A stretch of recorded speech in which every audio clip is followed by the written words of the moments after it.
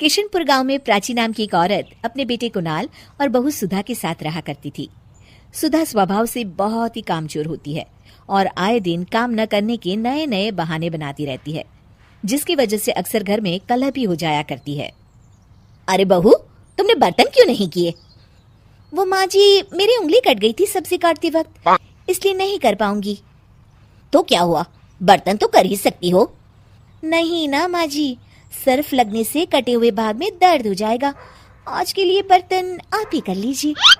इस तरह से सुधा रोज काम ना करने के नए नए बहाने ढूंढ ही लेती है। सुधा कुणाल के आते ही काम करने का दिखावा करती और उसके जाते ही वापस से नया नाटक करती। माँ, मुझे ऑफिस जाने में देरी हो रही है, अब जल्दी से नाश्ता दे दो। जी, आप माँ जी को क्यों बुला रहे हैं? मैं अभी आपके लिए आलू के पराठे बना देती हूँ। अरे वाह सुधा, जब से तुम आई हो माँ को कितना आराम मिल गया है।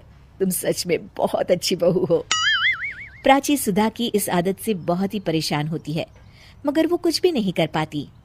इधर सुधा काम न करने का रोज एक नया बहाना ढूंढ लेती। अब कोई ऐसा बहाना बनाऊंगी जिससे माँ जी की चिकचिकी खत्म हो जाए और वो मुझे काम के लिए बोलना ही छोड़ दे। सुधा रसोई में जोर जोर से चिल्लाने का नाटक करती है और प्राची भागी भागी उसके पास आती है। क्या हुआ बहू? पता नहीं क्या हुआ माँ जी, अचानक आंखों में कुछ चला गया, दिखाई नहीं दे रहा मुझे। अरे कैसी बातें कर रही हो, आंखों को अच्छे से धोकर मस लो ना। आंखों को बहुत बार धो लिया मैंने, मगर कुछ भी नहीं दिख रहा अभी। और इस तरह उस दिन से सुधा अंधी होने का नाटक करने लगती है और घर का सारा काम प्राची के सर आ जाता है। वो समझ भी नहीं पाती कि आखिर सुधा को हुआ क्या। इधर सुधा की ऐश हो जाती है। वो अब बिस्तर पर बैठे बैठे हुक्म चलाती रहती है। माँ जी, जरा चाय तो पिला दीजिए ना। हाँ बेटा। प्राची को शक हो जाता है कि सुधा नाटक कर रही है और वो अपने तरीके से पता लगाने की कोशिश करती है। प्राची घर में आई स्पेशलिस्ट डॉक्टर को बुलाती है। देखिए ना डॉक्टर साहब, मेरी इतनी प्यारी बहू को न जाने किसकी नजर लग गई। हुआ क्या? अरे देख ही नहीं पा रही वो तो। क्या हुआ है आपको? पता नहीं डॉक्टर साहब, कुछ दिखाई नहीं दे रहा मुझे। ठीक है, मैं चेकअप करता हूँ। क्या हुआ है इसे? चेकअप में तो कुछ भी नहीं निकला है। इसका मतलब मेरा शक सही था, ये सिर्फ नाटक कर रही है। फिर भी डॉक्टर साहब, कोई तो इलाज होगा ना।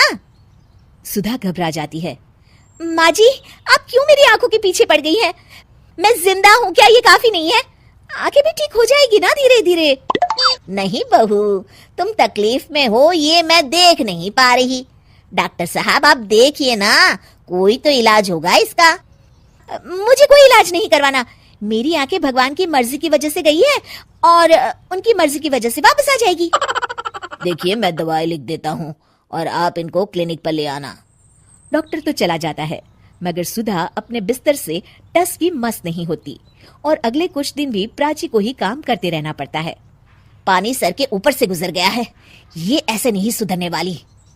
कुछ दिनों बाद प्राची कुछ काम से घर से बाहर गई होती है।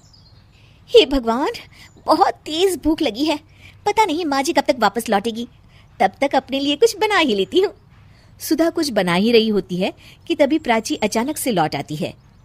हे भगवान, माँ जी तो बहुत जल्दी लौट आई। जल्दी जल्दी चूल्हा बुझाने के चक्कर में उसके पल्लू में आग लग जाती है और वो जोर जोर से चिल्लाने लगती है। ये आवाज कैसी? प्राची भागी भागी रसोई की तरफ आती है।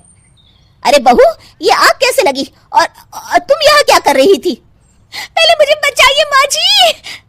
प्राची फटाफट उसके ऊपर एक चद्दर डाल देती है और आग बुझाती है।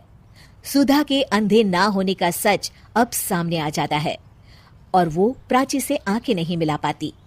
ये सब क्या है बहू? मुझे माफ कर दो माँ जी। मुझे तुम पर शक पहले से ही था बहू, मगर काम चोरी इस कदर भी ना करो कि खुद को ही नुकसान हो जाए। ये हमारे घर का ही तो काम है ना बहू। अब और शर्मिंदा मत कीजिए माँ जी, मैंने आपको इतना तंग किया हमेशा, फिर भी आपने मेरी जान बचाई।